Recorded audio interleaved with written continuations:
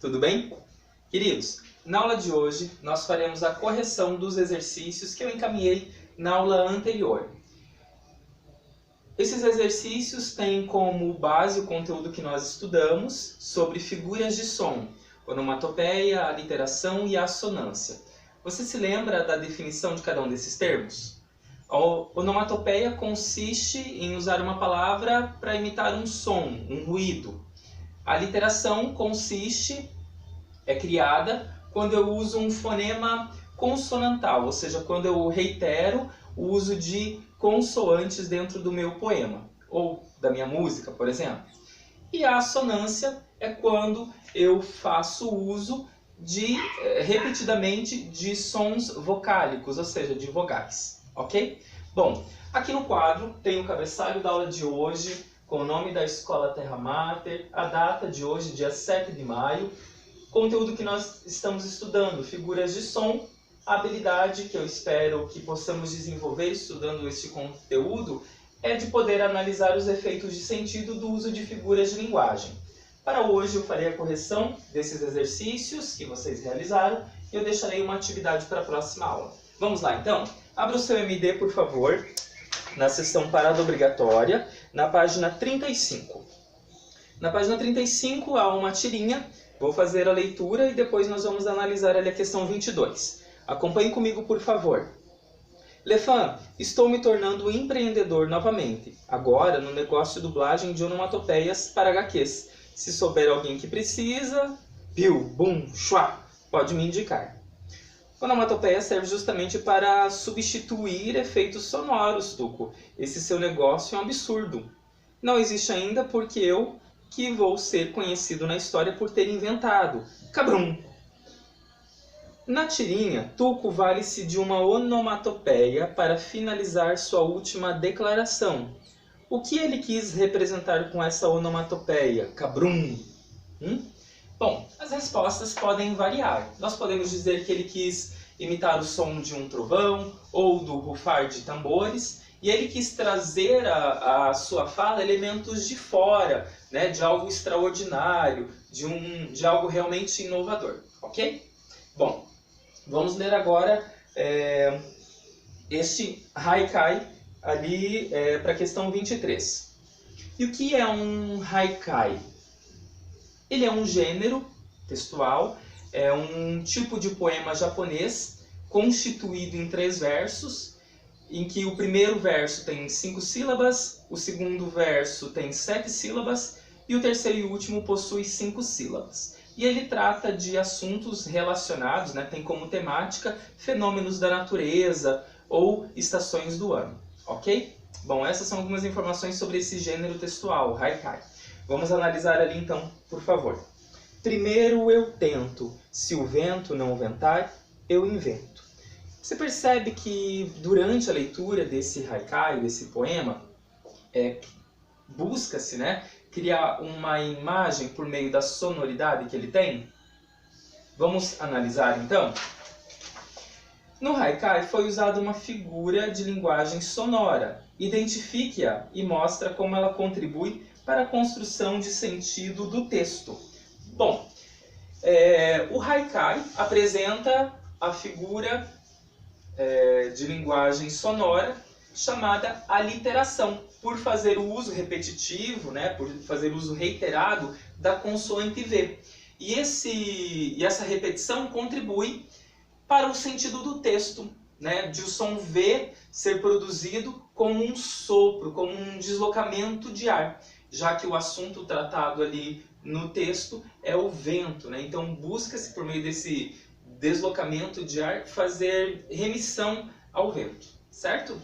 Bom, vamos ali para o próximo texto. Ele é um texto para as questões 24 e 25. Soneto segredado por uma frincha. Quem te vê bem, sem que dê nem um ai, pum, cai, a. Nesse poema, uma figura de linguagem sonora é explorada nas 2 primeiras estrofes. Que figura é essa? Você percebeu que houve repetição da vogal E? Quando há, então, a reiteração, neste caso, de uma vogal, eu tenho a figura de som chamada assonância. ok? Vamos analisar agora a próxima questão. Questão 25. Procure o significado da palavra frincha e relacione-o ao formato que o poema cria na página. Bom, o que é a frincha? Você certamente buscou ali no dicionário físico ou no dicionário online o significado dessa palavra. Frincha significa fresta, fenda. E perceba que como esse poema ele é formado por colunas, entre elas existe uma fenda. Então buscou-se criar este efeito, ok?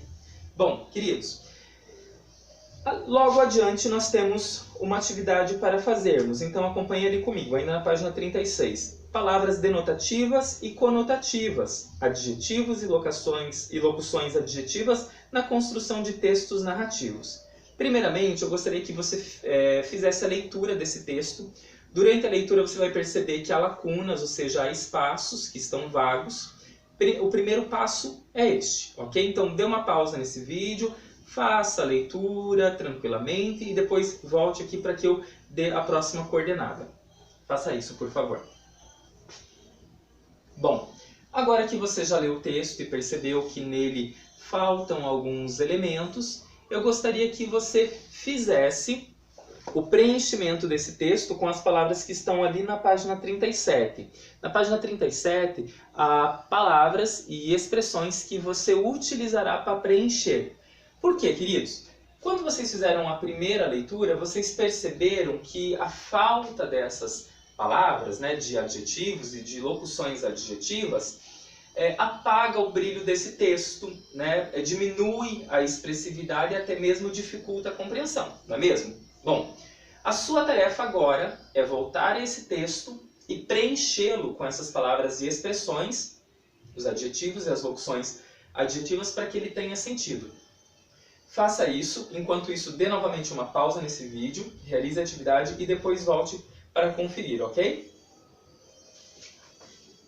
Bom, vamos fazer a correção? Acompanhe comigo a leitura para verificar se você colocou os adjetivos e as locuções adjetivas nos locais adequados. As pérolas. Dentro do pacote de açúcar, Renata encontrou uma pérola. A pérola era evidentemente para Renata, que sempre desejou possuir um colar de pérolas. Mas sua profissão de doceira não dava para isto. Agora vou esperar que cheguem as outras pérolas, disse Renata confiante, e ativou a fabricação de doces, para esvaziar mais pacotes de açúcar. Os clientes queixavam-se de que os doces de Renata estavam demasiado doces, e muitos devolviam as encomendas. Por que não aparecia outra pérola? Renata deixou de ser doceira qualificada e ultimamente só fazia arroz doce. Envelheceu. A menina que provou o arroz doce, aquele dia, quase ia quebrando um dente ao mastigar um pedaço encaroçado. O caroço era uma pérola. A mãe não quis devolvê-la a Renata e disse: quem sabe se não aparecerão outras e eu farei com elas um colar de pérolas? Vou encomendar arroz doce toda semana. Ok? Perceberam como esses adjetivos e essas locuções adjetivas trazem característica para esses substantivos, contribuindo então para uma expressividade mais ampla e também facilitando a compreensão do texto, ok? Queridos, a aula de hoje se encerra por aqui. Eu gostaria, por favor, que vocês realizassem para a próxima aula as atividades da sessão parada obrigatória. Esses exercícios você encontrará nas páginas 37 e 38 apenas. São poucos exercícios, ok? Bom, desejo a você bons estudos, bom final de semana e até a nossa próxima videoaula. Um grande abraço!